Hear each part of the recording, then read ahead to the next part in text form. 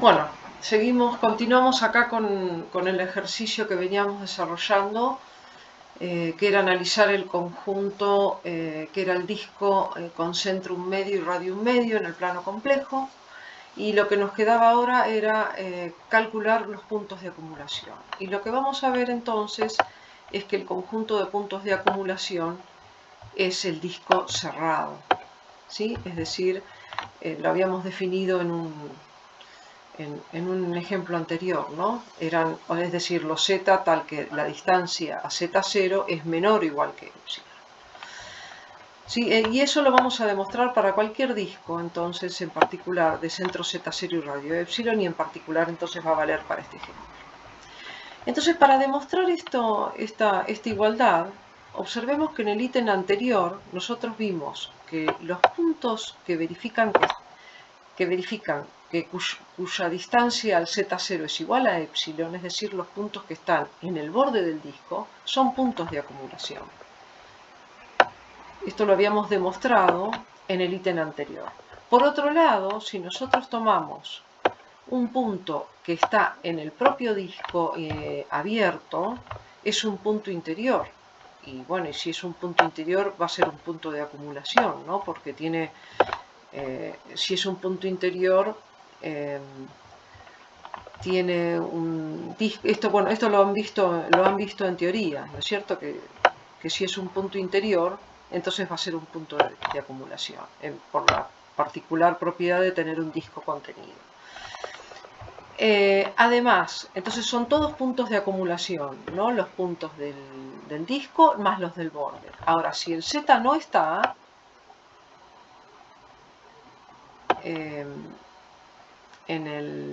no está en el disco cerrado, digamos, como ese disco ya probamos que es un conjunto cerrado, entonces el complemento es abierto.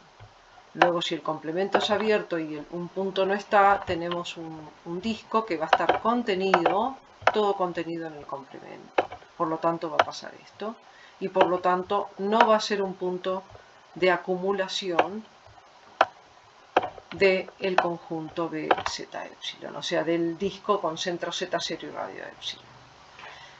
Luego, esta afirmación es verdadera, que el conjunto de puntos de acumulación del disco es el disco cerrado, digamos, es decir, el conjunto de los Z tal que la distancia Z0 es menor o igual que epsilon. Luego, bueno, nos quedaría analizar los puntos interiores, pero eso es muy sencillo porque sabemos que el disco es abierto, entonces si un conjunto es abierto siempre es igual a su interior, por lo tanto el interior del disco con centrum medio y radium medio es el mismo disco. Y luego, bueno, nos quedaría para analizar la frontera y la clausura. Para calcular la frontera necesitamos calcular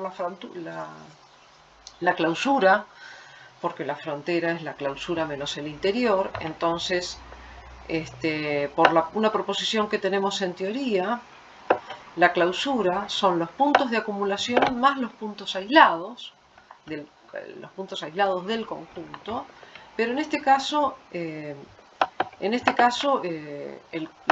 disco abierto de centrum medio y radium medio no tiene puntos aislados. Esto es algo, el propio disco, porque el propio disco, los puntos del propio disco son todos puntos interiores.